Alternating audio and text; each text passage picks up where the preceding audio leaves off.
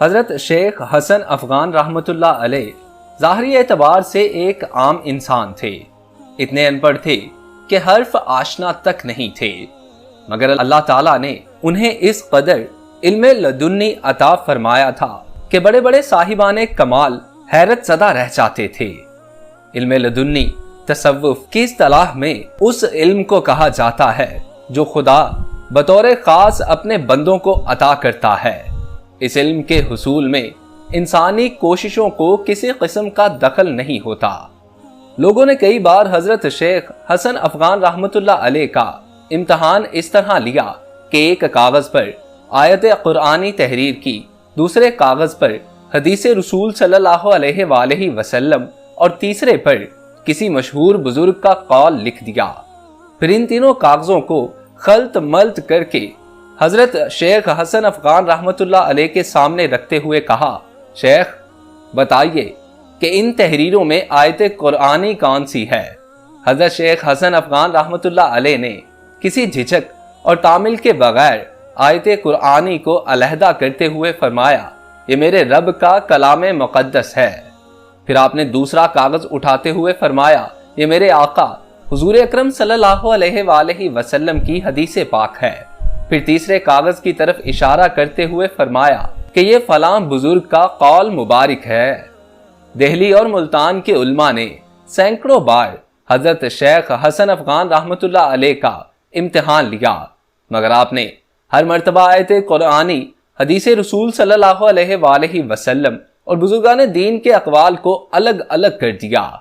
پھر جب حضرت شیخ حسن افغان رحمۃ اللہ علیہ نے امتحان لینے والے لوگوں کو حیرت زدہ پایا تو ان سے پوچھا، آخر آپ حضرات میری آزمائش کیوں کرتے ہیں؟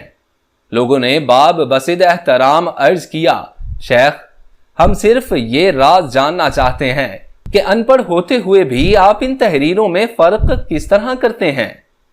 حضرت شیخ حسن افغان رحمۃ اللہ علیہ نے مسکراتے ہوئے فرمایا، جب حق تعالی اپنے بندوں پر کرم فرماتے ہیں تو پھر اسے کوئی مشکل پیش نہیں آتی۔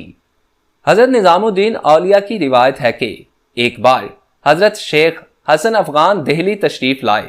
ابھی آپ راستے سے گزر رہے تھے کہ وہاں لوگوں کا ہجوم نظر آیا۔ حضرت شیخ حسن افغان رحمۃ اللہ علیہ صورتحال جاننے کے لیے ٹھہر گئے۔ بادشاہ نے اس مقام پر ایک عالی شان مسجد تعمیر کرنے کا حکم دیا تھا۔ خانہ خدا کی بنیاد رکھتے وقت علماء میں اختلاف پیدا ہو گیا۔ کچھ لوگ دائیں جانب اشارہ کر رہے تھے اور کچھ لوگوں کا کہنا تھا کہ قبلہ بائیں جانب ہے۔ اسی کشمکش میں مسجد کا کام رک گیا تھا اور علماء دہلی کے درمیان بحث جاری تھی۔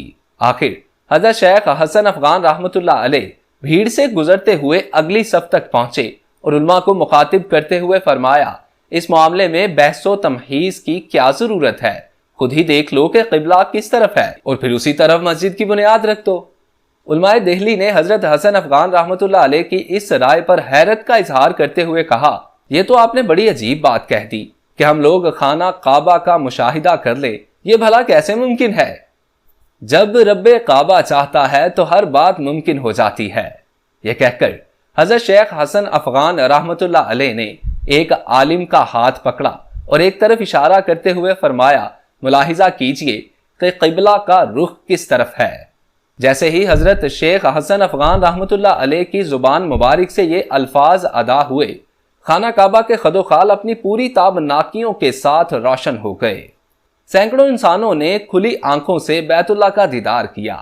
پھر انسانی ہجوم دست بوسی کے لیے دوڑا، مگر شیخ حسن افغان رحمۃ اللہ علیہ دامن چھڑا کر اپنی منزل کی طرف روانہ ہو گئے۔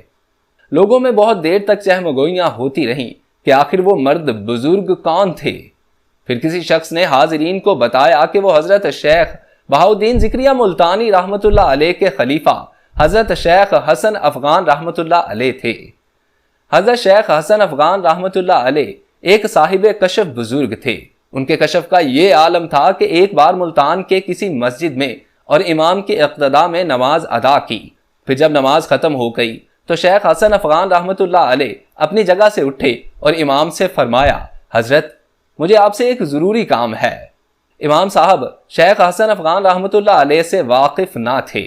ایک عام انسان سمجھ کر کہنے لگے، فرمائیے میں حاضر ہوں۔ حضرت شیخ حسن افغان رحمۃ اللہ علیہ نے فرمایا، میں اپنی بات تنہائی میں کہنا چاہتا ہوں۔ امام صاحب نے سمجھا کہ کوئی ضرورت مند شخص ہے، اس لیے دوسرے لوگوں کی موجودگی میں اپنا حال بیان کرتے ہوئے شرماتا ہے۔ آئیے، یہ کہہ کر امام صاحب مسجد کے ایک گوشے کی طرف بڑھ گئے۔ اب بتائیے کہ آپ کو مجھ سے کیا کام ہے؟ حضرت شیخ حسن افغان رحمۃ اللہ علیہ نے فرمایا، میں نے آپ کے اقتداء میں نماز مغرب ادا کی، مگر پوری نماز میں حیران و پریشان ہی رہا۔ اکثر لوگوں کے ساتھ ایسا ہوتا ہے کہ انہیں نماز میں حضوری کی کیفیت حاصل نہیں ہوتی۔ امام صاحب نے حضرت شیخ حسن افغان کی بات سن کر کہا، آپ دل جمعی کے ساتھ نماز ادا کرتے رہیں، ایک نہ ایک دن پریشان خیالی ختم ہو جائے گی۔ مگر میری پریشانی تو کچھ اور ہی ہے امام صاحب۔ حضرت شیخ حسن افغان رحمۃ اللہ علیہ نے آزردہ لہجے میں فرمایا، آپ عین نماز کی حالت میں ملتان سے دہلی تشریف لے گئے، پھر ہندوستان کے دوسرے شہروں میں گھومے، پھر وہاں سے غلام خرید کر ملتان تشریف لائے، پھر ملتان سے غلاموں کو فروخت کرنے کے لیے غزنی چلے گئے، اور میں آپ کے پیچھے پیچھے دست بستہ ننگے پاؤں مارا مارا پھرتا رہا۔ اب آپ ہی بتائیں کہ میں ایسی نماز کو کیا نام دوں؟ حضرت شیخ حسن افغان رحمۃ اللہ علیہ کی گفتگو سن کر امام صاحب پر سختہ طاری ہو گیا۔ پھر حضرت شیخ رحمۃ اللہ علیہ تو چلے گئے، مگر امام صاحب بہت دیر تک اسی حالت سکوت میں کھڑے رہے۔ دراصل یہ امام صاحب کے خیالات پریشان ناآسودہ تھے جو حضرت شیخ رحمۃ اللہ علیہ پر ظاہر ہو گئے تھے۔ حضرت شیخ حسن افغان رحمۃ اللہ علیہ کوہ سلیمان کے رہنے والے تھے، جہاں افغانوں کے مختلف قبائل آباد ہیں۔ حضرت شیخ حسن افغان رحمۃ اللہ علیہ زہد و عبادت، ذوق و شوق اور عشق و محبت میں اپنی نظیر نہیں رکھتے تھے۔ آپ رحمۃ اللہ علیہ نے 689 ہجری میں اس عالم فانی کو خیر آباد کہا۔ حضرت شیخ حسن افغان رحمۃ اللہ علیہ کا مزار پر انوار حضرت شیخ بہاؤالدین ذکریہ ملتانی رحمۃ اللہ علیہ کے روضہ مبارک کے عقب میں ہے۔ اللہ پاک ان بزرگان دین کے درجات بلند کرے اور ان کے صدقے ہماری بے حساب مغفرت فرمائے۔ دوستو آج کے لیے اتنا ہی۔ اگر آپ لوگوں کو واقعہ اچھا لگا ہو تو اس ویڈیو کو لائک کیجیے، اور نئے آنے والے دوست ہمارے چینل کو سبسکرائب کر کے ساتھ لگے بیل آئیکن کو پریس کر کے آل نوٹیفیکیشنز آن کر لیجیے۔ اپنے دوست محسن رضا کو اجازت دیجیے۔ اللہ آپ کا اور میرا حامی و ناصر ہو۔ اللہ نے